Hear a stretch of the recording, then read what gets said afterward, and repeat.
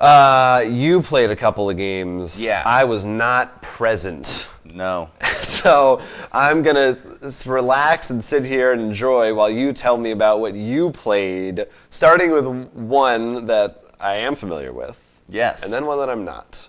So one of the big things we were excited about playing is we actually, for the first time, we actually used one of the pandemic expansions we had since in a long time. We have played with one of them, I'm pretty sure. I don't recall playing with... I know we tried one of them out because I remember we had a fifth virus, and that only came from an expansion. Well, like maybe I wasn't there when I... Oh, maybe you went out to get food or something. Yeah. That's why I remember it. Well, we played with in the lab, and the way this one worked is we played with the lab expansion. What happens is, if you recall, usually you have to try to cure the disease by getting 5 of the card and discarding them in a lab. Instead, what you have to do, there's a board with a little lab and petri dishes on them. Mm-hmm. Every time you treat a disease, take a cube off the board, you put in a petri dish. And there'll be cards you have to match that need like 3 red, 2 blue, and a yellow to make the red cure. And you have to try to match those cubes, and then discard and play other cards and try to cure the disease that way. So it's less straightforward than just 4 of the color. Yeah, there's more tactical movement involving what cubes to cure and how to move them over to the card and stuff. Does that make the game harder? And did they do anything else to balance it? Like, I guess nothing to balance it, but balancing actually is you don't need 5 cards anymore. Okay. Well, technically you do, but you don't need them all at once, which is a nice thing. Okay. Which made it really helpful to be like, I can drop 3 red, because that's much easier to get. Does that make like some of the rolls a little weaker? They actually changed. There's certain rules, like you can't use this roll, you have to use these versions of these 2 rolls. Okay. Which really just added lab abilities. Mm-hmm. But the thing that, and they balance that out because also you have to be at the lab to do anything involving the lab board, which makes sense. You can't just be... Where is the lab? How do you... It's any of those buildings you build. Oh, okay. Those are... That makes sense. But we lost... Not because I think the lab is much, because we were doing amazing with the lab. Like, I don't think it's that bad. Okay. It's no different than the rest. But what happened... We almost always lose anyway. Yeah. So. Well, in particular, I can actually point out the big reason why we lost. Okay. As you know, when every time Epidemic comes out, you pretty much put the cards back on top and deal with them. Mm-hmm. We got 1 blue card in the beginning. So 2 blue cubes on 1 city and never saw blue again. So we had a much higher population of the other colors. In particular... Our favorite, the yellow one. Which always seems to end us. Started an outbreak so much we actually couldn't place any more yellow cubes on the board. Wow. Yeah. Yeah, it's pretty bad. So the sad thing is we lost because we couldn't place any more yellow cubes. But if there were, the next card would have caused enough outbreaks to kill us with outbreaks. So pretty much we double lost. How far along were you? How close? We actually were pretty close. We had just cured 2 diseases. If that turn didn't kill us, we were probably to cure the yellow disease. And like I said, blue wasn't doing anything. And you were playing with 4 people, right? 3. Oh, okay. But yeah, both these were 3. We got 2 more for we started Millennium Blades, but then people had to leave, and that went on because the reason why we're not going to talk about it too much, but pretty much it was great during the buying phase because that was timed. But as soon as the tournament phase happened, just like talking, like stories and everything. So it's like those. Everything should be timed from now on. I sort of wish, yeah. But right, moving on to the other game we actually played before Pandemic. Mm-hmm. It was really amazing because usually when we're like, what should we play? I don't know. When we actually got our 3rd person, we're like, what should we play? Neil actually chose this like right off the bat, which I'm really proud for him doing.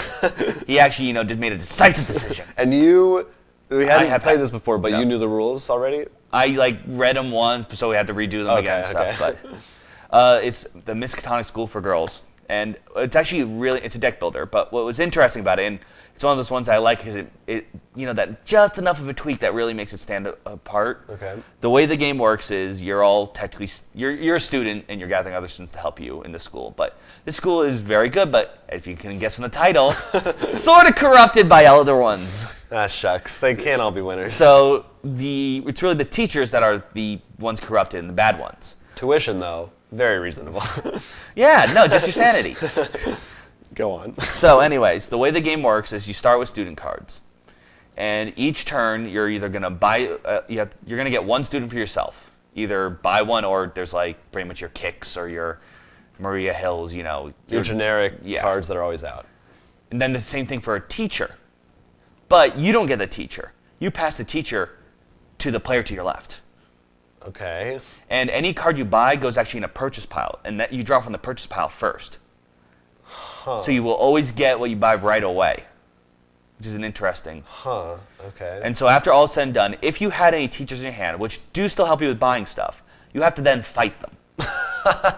Okay. So what you do is, so let's say I had one teacher in my hand. So I discard the students I use to play, have the teacher, there's like a classroom board. I draw one card off the top of my deck. And if it's a student, the students have stats to help you fight the teacher. Okay. And if I had more teachers to fight, I draw more cards. If I draw a teacher that way, they don't help me fight the teacher. But what I get to do is pass that teacher on to another player. So then they have to deal with it. Huh.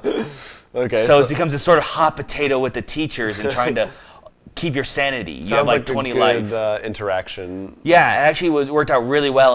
And also in the way of like, Neil got on this whole, like, he got a building engine going.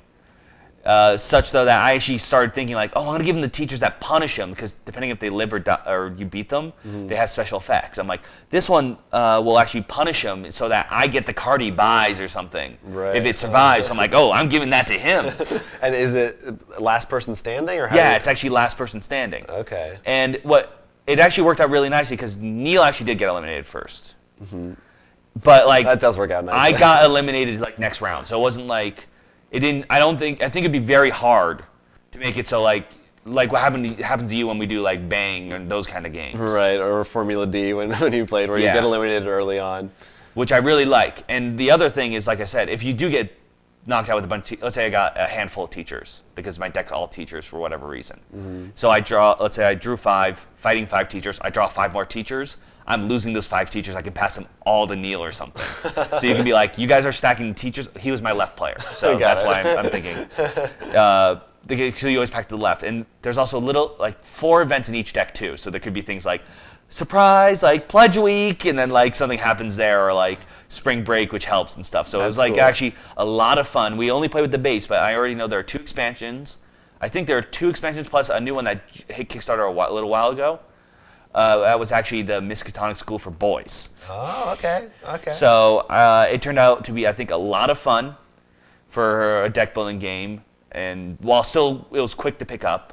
Right. So I assume the artwork is cool. Well, it matched, yeah. Lovecraftian. And also all the teachers are like puns on Lovecraftian. Like Lunch Lady Lulu is like a Cthulhu. Like. So this is more in the Cthulhu realms style, not less serious. Yeah, it definitely thinks it fits in less serious. Like one was like a shadowy figure and it says like N.R. Tep, like Darla Tep and stuff. Like they were all, nice. And we actually, as you for Christmas, I got this. I think I showed it to you. Like it's an encyclopedia for Cthulhu stuff. I remember, but we actually used them. Looked up like, okay, what's the terrible old man, or like one was like the terrible old janitor and stuff. It was great. Isn't the terrible old man is in Cthulhu realms? Isn't he? I remember that. Yeah. That name.